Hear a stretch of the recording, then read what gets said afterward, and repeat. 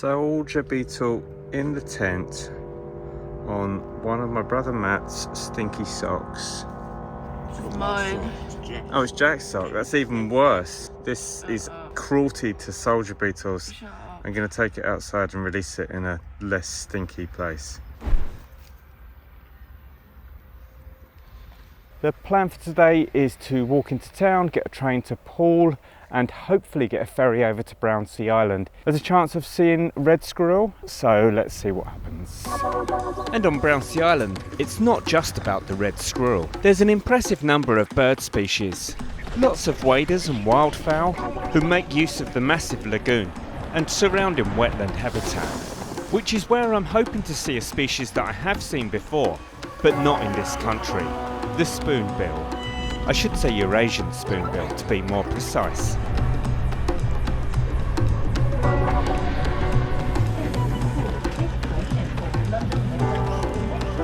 We hadn't looked into getting to Brownsea Island at all, but fortunately enough you can just turn up and jump on a ferry.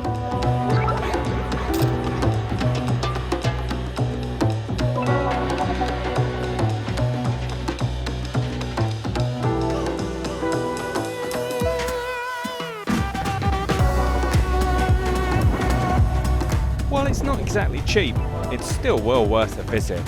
And if some of the entrance fee we paid goes towards the amazing conservation project that's going on here, that's money well spent.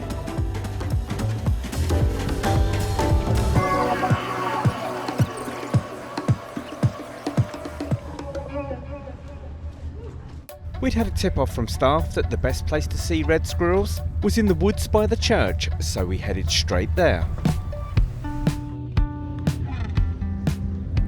Oh, pretty thing. It's not a red squirrel, it's a black laceweaver, which isn't as cool. Although I do like them. And while I was busy filming the spider, this guy was trying to steal food out of my bag. A common pheasant. Impressive, good looking, but problematic birds. Native to parts of Asia, they were introduced to the UK years ago, and they're now bred in large numbers and released so posh people can shoot them. And the ones that don't get shot have a massive impact on so many native species. They'll eat all 6 of the UK's reptiles and take a huge number of invertebrates. Brace yourselves for some of the worst camera work from our trip to Dorset. But hey, it's a red squirrel. Not a good view there. Even if I couldn't see it at first, then completely failed to get manually focused while my autofocus wouldn't work, at the same time as my brother managed to knock his camera into HD, but still did a lot better than me, and yes, I've upscaled it to 4K, which is why the picture looks a little soft, but at least Jack got to see a red squirrel.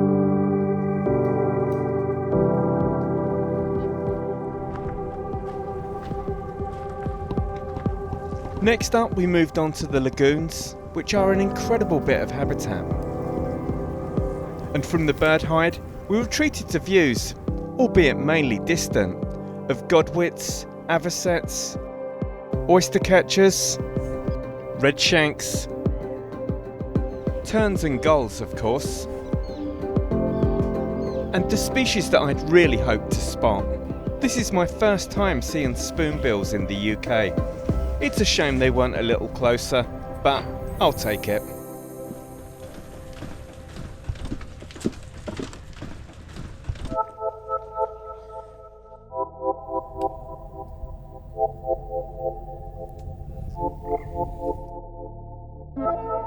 I'll certainly say one thing for Dorset. There's a whole load of dragonflies. We could have filmed a good few more, but that wouldn't have made the most interesting video. And besides, we needed to get back to Wareham and pack as much as we could if we would stand any chance of getting out on the heath before heading back to London the next morning. Here's another pheasant, a female this time, with a young one. And on our way back to catch the ferry, we ran into another non-native and even more impressive bird, a peacock.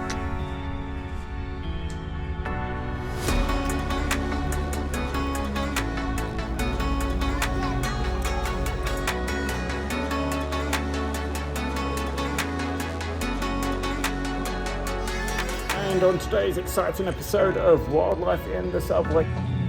It's a Marcellus bush cricket.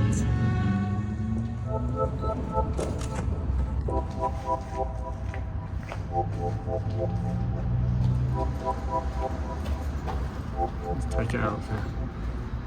Go into my hand. Where'd it go? Did it jump on me?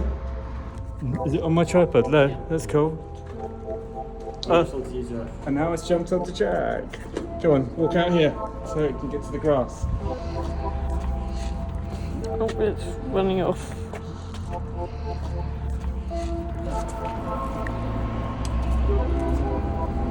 Do a little jumpy thing or just go into the grass. Bye.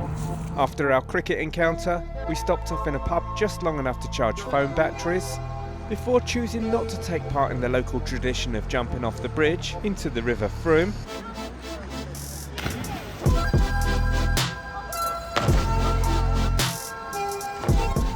Hello, Woody. We were wondering what to do tonight, thinking about taking it easy, but Jack wanted to go out and see nightjars again, so that's what we're doing.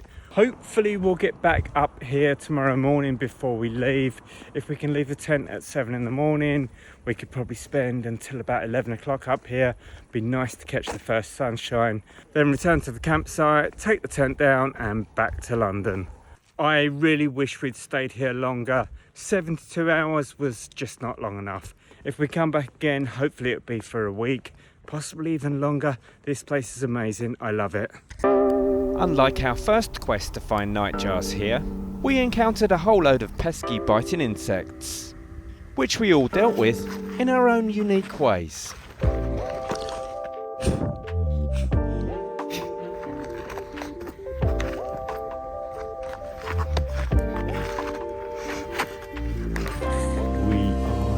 Eaten alive by insects, but we hear nightjars there somewhere.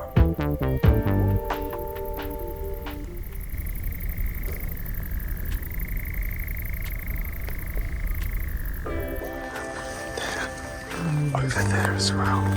And there was one back that way.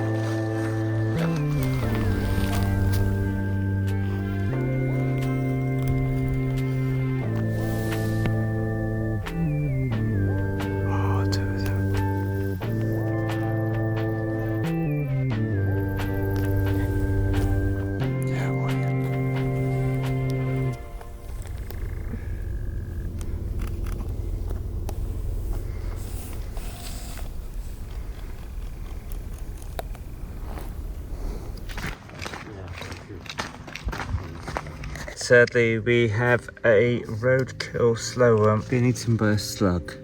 Oh, I'm going to move it off the road just so anything that eats it doesn't get squashed.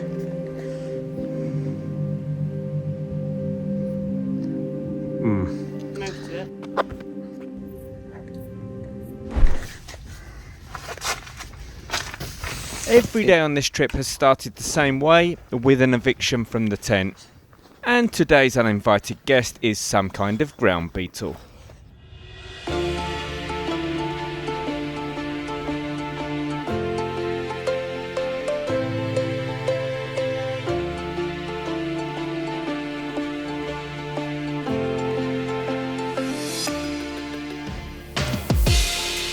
Little grass snake, which I suspect is the same one we found the other day. It's much more chilled, although it does smell.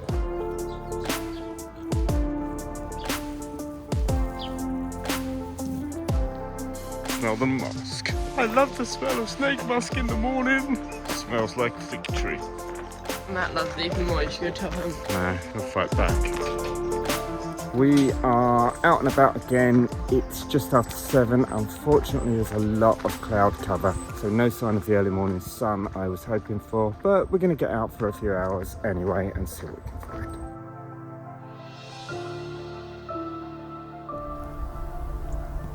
Little rabbit. Nice slow one. Not a snake, a legless lizard. Just waiting for it to go fully back under because it's cold, so it's moving quite slowly and there's a lot of birds around, and that would make a very good breakfast for them.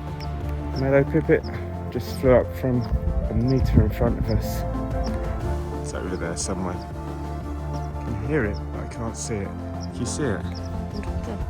Ah, there it goes, yeah, well done.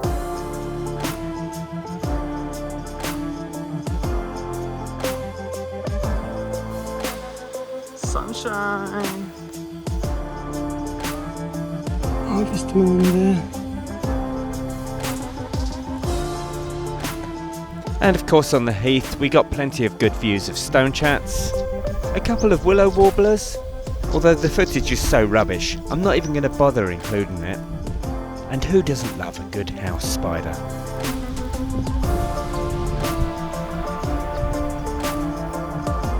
And just as we were about to head to the campsite, pack up and go home, I managed to see that lifer that had eluded me so many times. That's a Dartford warbler. Jack, Dartford warbler in the birch on the left hand side.